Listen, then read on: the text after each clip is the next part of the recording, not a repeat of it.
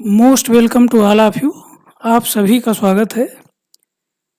Current biology के इस channel पर हम आज से एक नई सीरीज शुरू कर रहे हैं जिसका नाम है हेल्थ सीरीज। और इस सीरीज में हम अपने हेल्थ से जुड़े तमाम बिंदुओं की चर्चा करेंगे ताकि हम अपने स्वास्थ्य के प्रति ज़्यादा से ज़्यादा जागरूक हो सकें। आज की इस सीरीज में हम चर्चा करेंगे डायबिटीज़ मेलाइटस की, जिसको आम भाषा में हम शुगर की बीमारी कहते हैं या मधुमेह की बीमारी कहते हैं। दुनिया भर में मधुमेह की बीमारी आज एक भयानक रूप ले चुकी है और बहुत सारे देशों में बहुत तेज़ी से लोग इस बीमारी की चपेट में आ रहे हैं। ऐसे में हमें इस बीमारी के बारे में जानकारी प्राप्त करना अति आवश्यक है, जिससे हम अपने आप को इससे सुरक्षित रख सकें। तो आइए इस बीमारी के बारे में हम शुरू करते हैं। जो मधुमेह की बीमारी है, इसको आम भाषा में मधुमेह या शुगर की बीमारी कहा जाता है। और टेक्निकल रूप से देखा जाए तो यूरिन में ग्लूकोज के निकलने को ही शुगर की बीमारी कहते हैं। अगर किसी व्यक्ति के यूरिन में शुगर आ रहा है यानी मिठास आ रही है, तो हम कहते हैं कि उसे डायबिटीज़ हो गया है या शुगर हो गया है या मधुमेह हो गया है। इसे आम भाषा में शुगर या मधुमेह कहते हैं, ये मैं पहले ही बता चुका हूँ। अब आइए इसके कारणों के बारे में जानते हैं। अगर हम इसकी बायोलॉजी देखें तो जो मधुमेह है वो हमारे शरीर में जो ग्लूकोज की मात्रा है उससे जुड़ी हुई है। असल में जब हम भोजन करते हैं तो यह भोजन हमारी आंतों में जाता है और वहाँ पर उसका पाचन होता है। भोजन पचने के बाद जो भोजन का कार्बोहाइड्रेट है उससे ग्लूकोज बनता है और यह ग्लूकोज आंतों के माध्यम से अवशोषित होकर हमारे रुधिर में पहुँचता है, यानी कि हमारे खून में पहुँचता है। जब हम खाना खाते हैं और उसका पाचन होता है तो बड़ी मात्रा में जो कार्बोहाइड्रेट है वो ग्लूकोज में बदलकर रुधिर में पहुँचता है और परिणाम ये होता है कि भोजन करने के 1 घंटे, 1.5 घंटे, 2 घंटे के भीतर हमारे रुधिर में ग्लूकोज की मात्रा बड़ी तेज़ी से बढ़ती है। और यह जो मात्रा बढ़ रही होती है यह हमारे रुधिर के माध्यम से जो शरीर की अंतःस्रावी ग्रंथियां हैं वहाँ तक पहुँचती है। ये ग्रंथियां प्रेरित होती हैं और इसी बढ़े हुए ग्लूकोज के प्रभाव से हमारे शरीर में एक अंतःस्रावी ग्रंथि अग्न्याशय में होती है, जिसको लैंगरहैंस की दीपिकाएं कहते हैं। इस ग्रंथि की बीटा कोशिकाओं से एक हार्मोन निकलता है जिसको इंसुलिन कहते हैं। यह इंसुलिन जब निकलकर रुधिर में पहुंचता है तो जो हमारी कोशिकाएं हैं उनकी ग्लूकोज के प्रति पारगम्यता बढ़ा देता है, यानी कि हमारी कोशिकाएं अब इंसुलिन के प्रभाव से ग्लूकोज को अपने अंदर ग्रहण करने लगती हैं। और इसके अलावा इंसुलिन जो हमारा लीवर है उसको प्रेरित करता है कि रुधिर में जो एक्स्ट्रा या बहुत अधिक ग्लूकोज आ गया है इसको ग्लाइकोजन में बदला जाए और ग्लाइकोजन में बदलकर स्टोर कर लिया जाए। तो इस तरीके से इंसुलिन के प्रभाव से एक तो ग्लूकोज कोशिकाओं के अंदर प्रवेश करता है और ज़रूरत से ज़्यादा ग्लूकोज जो हमारा यकृत है वहाँ पर संचित होता है ग्लाइकोजन के रूप में। और परिणाम इन दोनों का ये होता है कि धीरे धीरे जो हमारे रुधिर में पाचन के बाद ग्लूकोज की मात्रा बढ़ी थी वो फिर एक नियंत्रित स्तर पर आ जाती है, एक सामान्य स्तर पर आ जाती है। सामान्य तौर पर जो हमारे रुधिर में ग्लूकोज की मात्रा होती है वह 140 मिलीग्राम प्रति डेसीलीटर यानी कि 100 मिलीलीटर रुधिर होता है। हमारे रुधिर के 100 मिलीलीटर में 140 मिलीग्राम ग्लूकोज 140 या इससे कम की मात्रा होती है और इसे हम सामान्य मात्रा कहते हैं। अगर किसी कारणवश हमारा शरीर ग्लूकोज के स्तर को 140 मिलीग्राम के स्तर पर बनाए रखने में विफल हो जाता है और यह इसके ऊपर बढ़ता है तो हम डायबिटीज़ की तरफ बढ़ते हैं, शुगर की तरफ बढ़ते हैं। और अगर यह स्तर नियंत्रित नहीं हो पाता है, ये बराबर बढ़ता जाता है, तो धीरे-धीरे हम इस बीमारी के शिकार हो जाते हैं, यानी हमें मधुमेह या शुगर हो जाता है। और असल में 140 के ऊपर जब बढ़ता है तो ये मधुमेह की तरफ बढ़ने का रास्ता होता है। और जब यह स्तर बढ़ के 200 मिलीग्राम प्रति डेसीलीटर हो जाता है तो हम मधुमेह के रोगी हो जाते हैं, मधुमेह हमें हो जाती है। तो ये है इसकी बायोलॉजी, यानी कि भोजन पचता है, पचने के बाद पचा हुआ पदार्थ हमारे खून में पहुंचता है, ग्लूकोज की मात्रा बढ़ती है, उसके प्रभाव से अग्न्याशय से इंसुलिन निकलता है। अग्न्याशय जिसे हम अंग्रेजी में पैंक्रियाज भी कहते हैं, पैंक्रियाज से इंसुलिन निकलता है और यह जो हमारे खून में ग्लूकोज की मात्रा बढ़ी हुई है उसको नियंत्रित कर देता है, उसको एक सीमा के स्तर तक ही रखता है, उसके ऊपर नहीं बढ़ने देता है और हमारा शरीर सुचारू रूप से चलता रहता है। अब आइए देखते हैं कि कौन सी ऐसी परिस्थितियां होती हैं जिससे जो है हमारा शरीर विफल होता है और हमारे शरीर में शुगर की बीमारी उत्पन्न होती है। अब अगर मान लीजिए कि जो विभिन्न कारण हैं, चाहे वो हमारे रहन-सहन का हो या हमारे शरीर की स्थितियां हों, विभिन्न प्रकार के रोग की स्थिति हो, तमाम ऐसे कारण हैं। आजकल की विज्ञान ने ये भी साबित कर दिया है कि इसके पीछे आनुवंशिकी का भी हाथ होता है, यानी कि जीन का भी रोल होता है।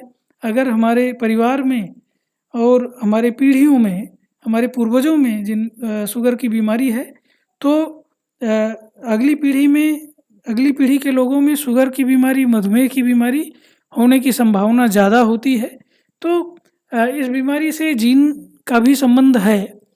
बाकी हमारी जो लाइफ स्टाइल है, हमारा जीवन शैली है, भोजन का प्रकार है, ये सब भी इस बीमारी के उत्पन्न होने में प्रमुख कारण हैं। एक निश्चित आयु वर्ग भी इसका एक कारण है, इसकी चर्चा हम लोग आगे करेंगे। अभी हम लोग देखते हैं कि जब मधुमेह जो अभी तक मनुष्य में देखा गया है वो मुख्यतः 2 प्रकार का होता है।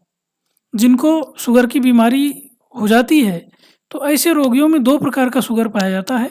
एक को हम कहते हैं टाइप 1 और दूसरे को कहते हैं टाइप 2 प्रकार का शुगर। अब इन दोनों प्रकार के जो टाइप हैं इसके बारे में हम जानते हैं। जो टाइप 1 शुगर है इसके अंतर्गत शरीर में इंसुलिन का उत्पादन नहीं होता है, या जो इंसुलिन है वो बहुत कम मात्रा में शरीर में बनता है।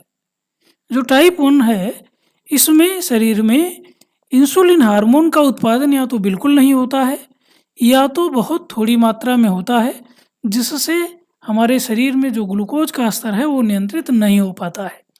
ऐसा क्यों होता है? इसका जो प्रमुख कारण है वो ये है कि विभिन्न बीमारियों के कारण, विभिन्न संक्रमण के कारण जो हमारा प्रतिरक्षा तंत्र है वो मिस्टेकवश या गलती से हमारी उन कोशिकाओं को ही नष्ट कर देता है जो इंसुलिन का उत्पादन करते हैं। तो इसमें जो है our immune system destroy the beta cells of pancreas responsible for production of insulin hormone. गलती से, यानी कि कुछ ऐसे इन्फेक्शन होते हैं जिनके खिलाफ हमारा प्रतिरक्षा तंत्र उन जीवाणुओं को, उन रोगाणुओं को नष्ट करने के लिए एंटीबॉडी बनाता है। यह एंटीबॉडी उन रोगाणुओं से तो लड़ते ही हैं, साथ ही साथ जो हमारे अग्न्याशय है उसमें जो इंसुलिन बनाने वाली कोशिकाएं हैं उनको भी गलती से नष्ट कर देता है।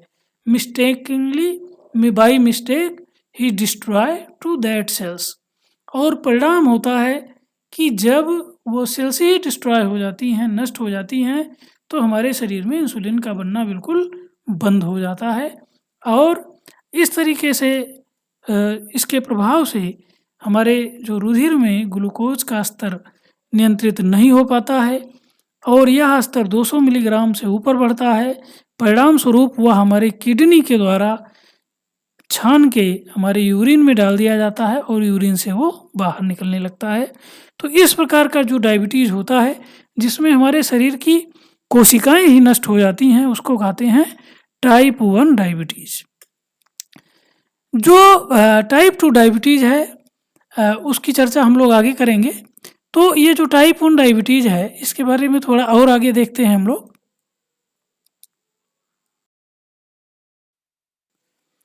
Type 1, this is very less, there is very less और नो प्रोडक्शन ऑफ इंसुलिन। इसमें जो टाइप 1 प्रकार है इसमें या तो बहुत कम या बिल्कुल ना के बराबर इंसुलिन का उत्पादन होता है, क्योंकि वो कोशिकाएं ही नष्ट हो जाती हैं। और जो इस प्रकार का डायबिटीज़ है more common in child and adolescent.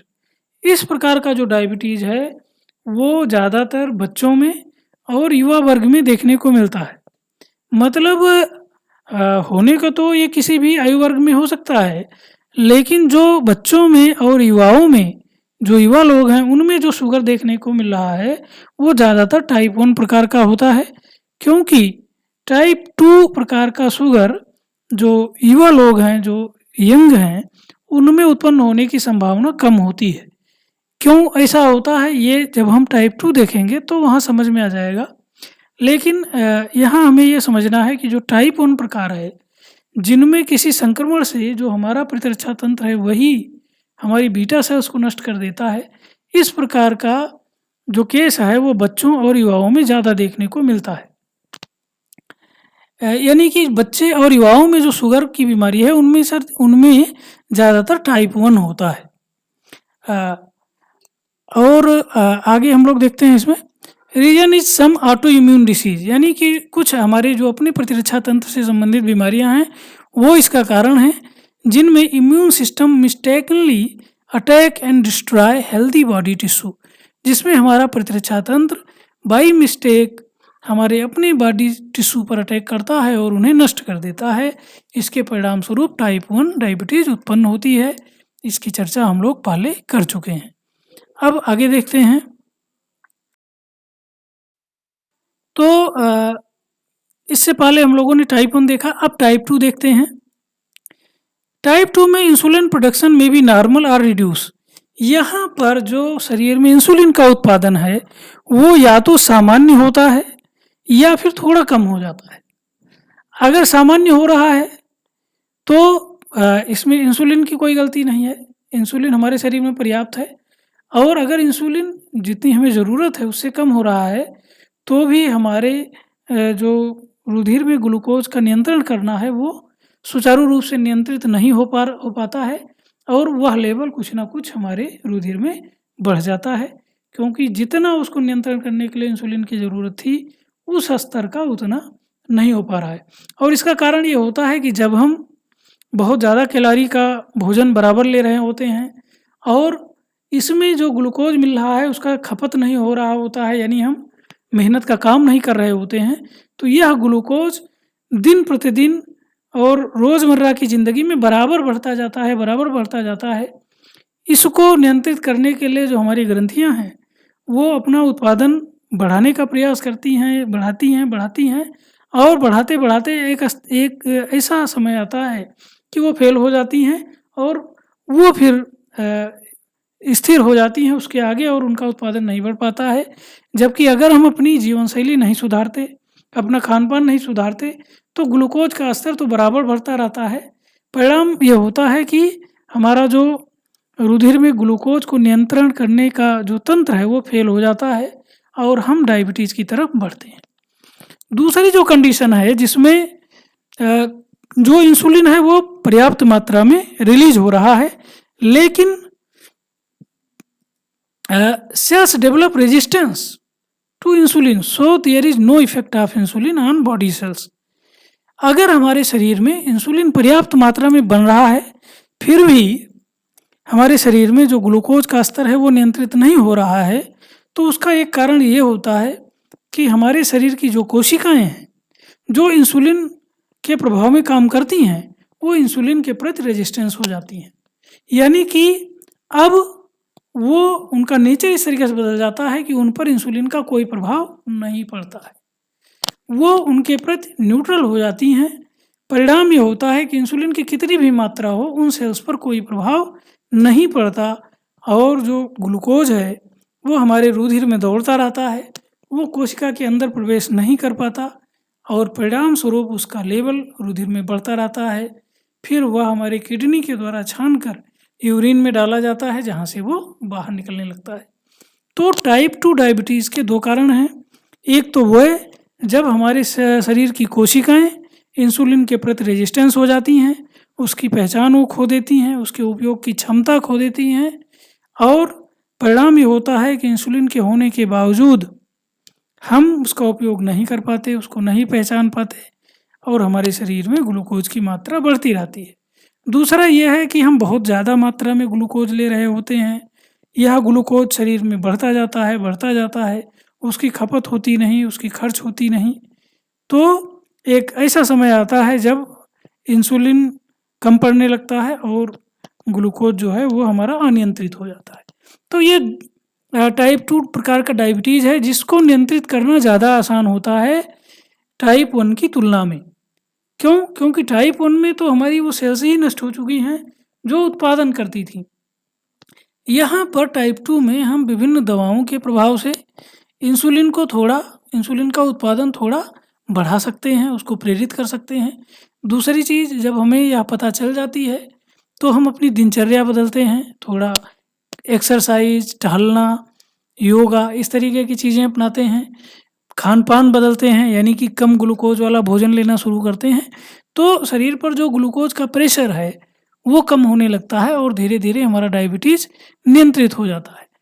दूसरा जो कारण है जिसमें हमारा शरीर रेजिस्टेंस हो जाता है, हमारी सेल्स रेजिस्टेंट हो जाती हैं इंसुलिन के प्रति, इसके लिए भी दवाएँ हैं, जिसके प्रभाव से उनके नेचर को सुधारने का प्रयास किया जाता है ताकि वो इंसुलिन को फिर से रिकॉग्नाइज़ करने लगें, उनके रिसेप्टर फिर से इंसुलिन को बाइंड करने लगें और इंसुलिन हमारा काम करने लगे। तो इस तरह से भी जो हमारा टाइप 2 तरीके का डायबिटीज़ है वो कंट्रोल होता है।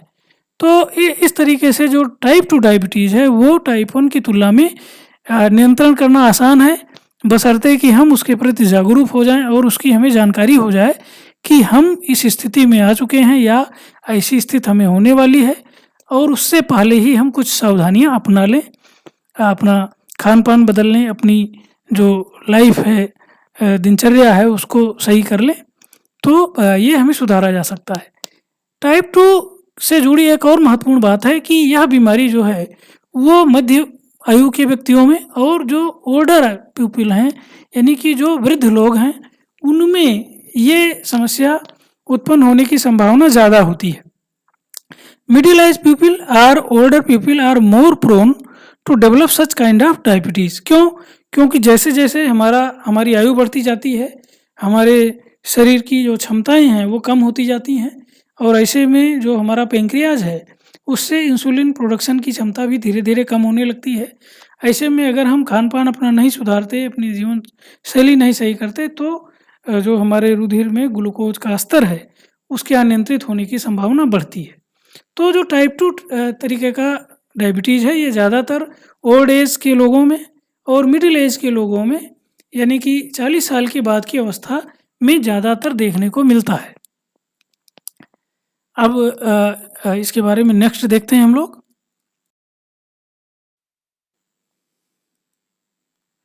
समटाइम किड्स एंड टीन में सफ़र ड्यू टू चाइल्डहुड ओबेसिटी।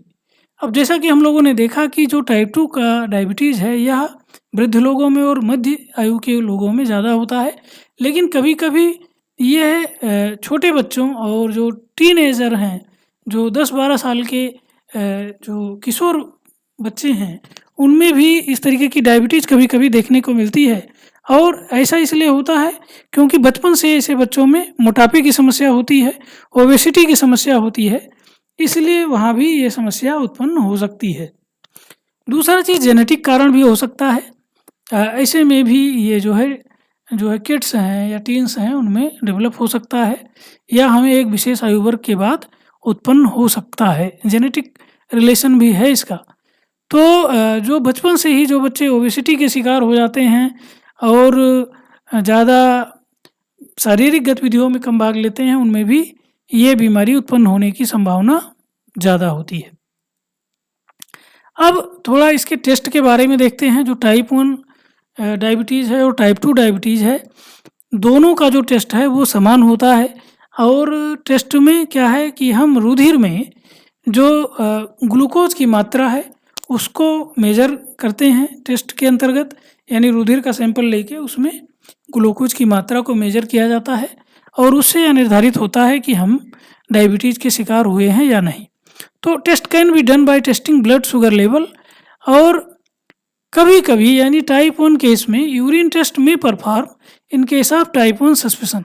अगर इस तरीके से हमें टाइप 1 का संदेह होता है, यानी कि अगर हमें ब्लड शुगर लेवल बढ़ गया है हमारा और वो वयस्क लोग हैं, 20 से 30 आयु वर्ग के हैं, 20 से 35 आयु वर्ग के हैं, तो उसमें टाइप 1 की भी संभावना बढ़ती है। और ऐसे में हम यूरिन टेस्ट परफॉर्म करते हैं, क्योंकि यूरिन टेस्ट में अगर वो टाइप 1 केस है तो यूरिन में एक स्पेशल जो केमिकल होता है जिसको हम कीटोन कहते हैं, कीटोन बॉडी वो बनने लगती हैं। कारण ये होता है कि जैसे पहले हम लोगों ने ये चर्चा की है कि टाइप 1 में जो इंसुलिन के उत्पादन करने वाली कोशिकाएं हैं वो नष्ट हो जाती हैं। परिणाम ये होता है कि इंसुलिन का बिल्कुल उत्पादन नहीं होता है, और इंसुलिन अगर नहीं बनेगा तो ग्लूकोज कोशिकाओं के अंदर प्रवेश नहीं कर पाता है, यानी कोशिकाएं ऊर्जा के उत्पादन के लिए ग्लूकोज का उपयोग नहीं कर पाती। परिणाम स्वरूप वो दूसरी चीज़ों का उपयोग करती हैं, यानी कि वो स्वयं जो कोशिका के अपने टिश्यू हैं, जो आर्गन हैं, उनका इस्तेमाल करने लगती हैं, फैट का इस्तेमाल करने लगती हैं, प्रोटीन का इस्तेमाल करने लगती हैं एनर्जी प्रोडक्शन के लिए। और अगर वो प्रोटीन का इस्तेमाल कर रही हैं, सेलुलर ऑर्गेनेल्स को डिस्ट्रॉय कर रही हैं, तो प्रोटीन के मेटाबॉलिज्म में या प्रोटीन के उपभोग में कीटोन बनती हैं और यह कीटोन किडनी से फिल्टर होकर यूरिन में निकलती हैं। तो अगर ब्लड शुगर लेवल बढ़ा हुआ है और यूरिन में कीटोन आ रहा है तो इसका मतलब वह व्यक्ति टाइप 1 का शिकार हुआ है, और टाइप 1 के लिए फिर उसके ट्रीटमेंट की रणनीति बनाई जाती है।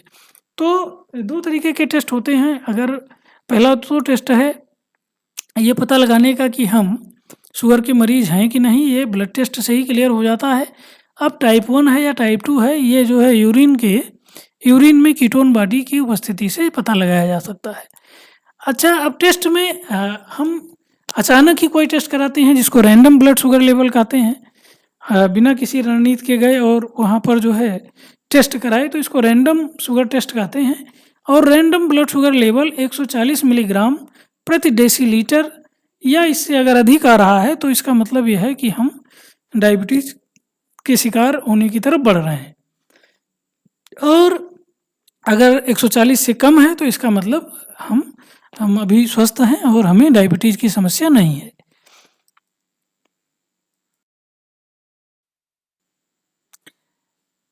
No blood sugar level and diabetes after 2 hours of food intake. अब अगर रैंडम ब्लड टेस्ट में हमें सस्पेशन हो गया कि हमारा ब्लड शुगर लेवल आगे आया, तो उसके कंफर्मेशन के लिए 2 तरीके के टेस्ट किए जाते हैं। एक तो खाना खाने के बाद, और इसको जैसे हमने शाम को भोजन किया तो रात भर के बाद सुबह बिना भोजन के खाली पेट एक टेस्ट होता है जिसको फास्टिंग ब्लड शुगर लेवल कहते हैं, यानी कि रात भर बिना कुछ खाए पिए रहने के बाद सुबह खाली पेट जो ब्लड का सैंपल लिया जाता है उसको फास्टिंग ब्लड शुगर लेवल कहते हैं। और इसके बाद भोजन कराया जाता है या कुछ ग्लूकोज वगैरह दिया जाता है, तो उसके बाद टेस्ट किया जाता है। अगर भोजन करने के लिए कहा जाता है तो भोजन चूँकि भोजन करने के बाद वो हमारी आंतों में जाता है, वहाँ पर उसका पाचन होता है, इसमें कुछ समय लगता है। तो इस तरीके का जो ब्लड शुगर लेवल की जांच है वो 1.5 से 2 घंटे के बाद की जाती है, ताकि भोजन पच के पर्याप्त मात्रा में ग्लूकोज हमारे रुधिर में पहुंच चुका हो, और उस समय हम टेस्ट करते हैं कि ये जो बढ़ी हुई मात्रा है क्या इसका कंट्रोल हमारा शरीर कर पाता है कि नहीं कर पाता।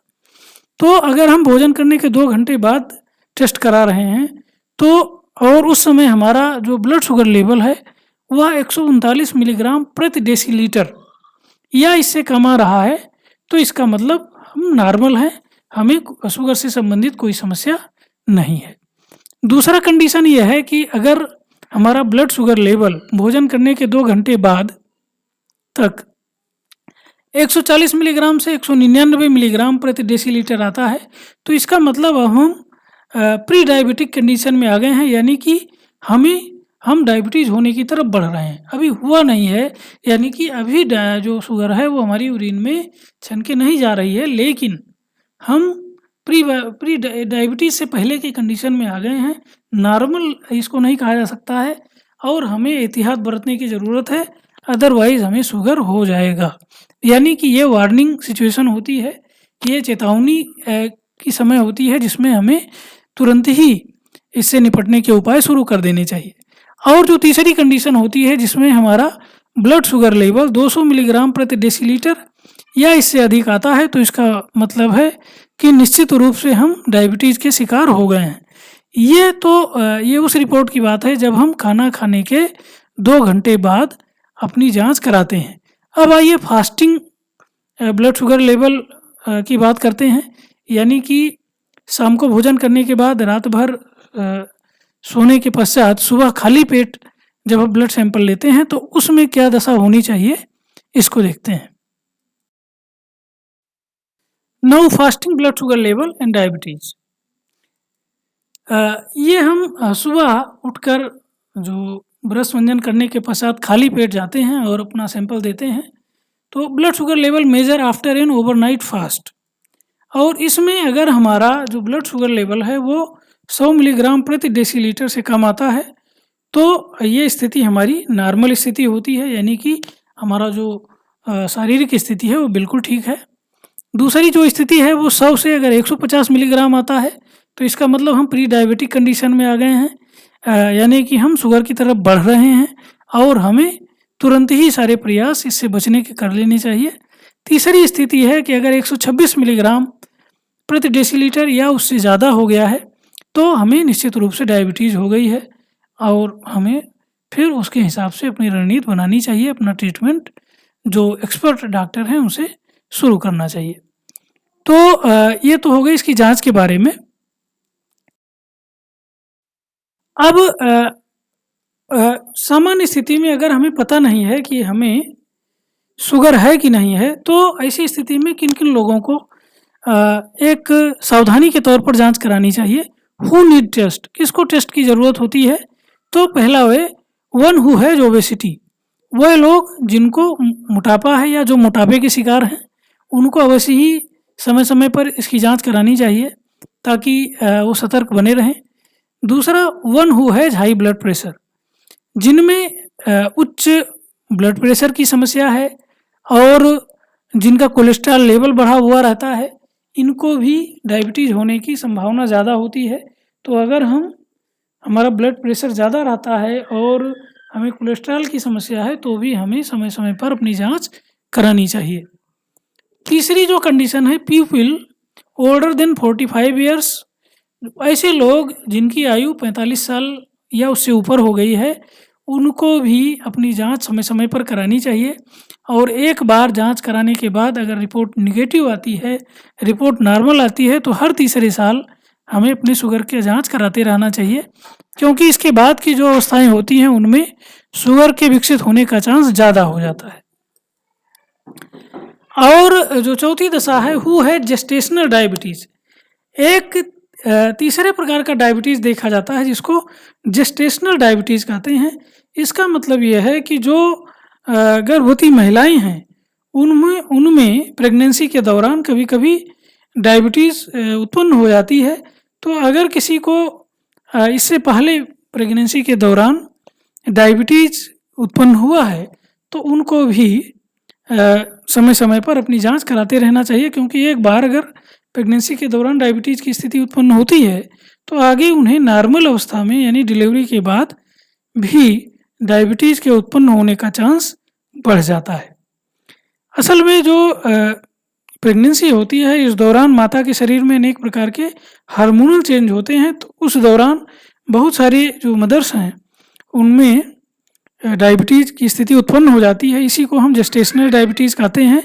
और नॉर्मली ये सामान्य डिलीवरी के बाद ये सही हो जाता है, लेकिन फिर भी अगर हमें जेस्टेशनल डायबिटीज़ है तो हमें समय समय पर अपनी जांच कराते रहना चाहिए ताकि हम इसके प्रति जागरूक रहें।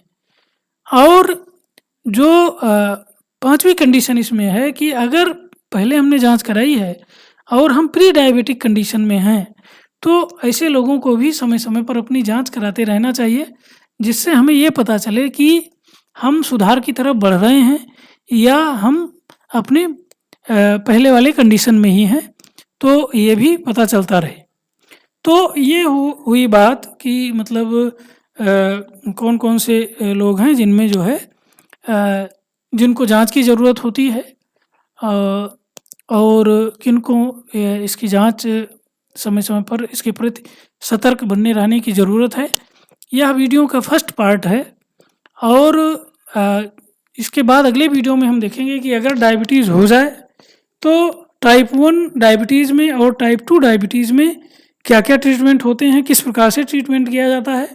इसके अलावा हमारा खान-पान किस तरीके का होना चाहिए दोनों प्रकार की डायबिटीज़ में, जीवन शैली क्या होनी चाहिए दोनों प्रकार की डायबिटीज़ में, और इसके साथ ही हम ये भी देखेंगे कि अगर हम समय पर अपने ग्लूकोज़ लेवल को कंट्रोल नहीं करते, अपने डायबिटीज़ को कंट्रोल नहीं करते, तो हमारे शरीर को कितना नुकसान होने का खतरा होता है, किस तरीके की सावधानियाँ या किस तरीके की जो चुनौतियाँ हैं वो आगे हमें आ सकती हैं, ये हम इस सीरीज़ के नेक्स्ट वीडियो में देखेंगे। तो सभी दर्शकों का बहुत-बहुत धन्यवाद। इसके साथ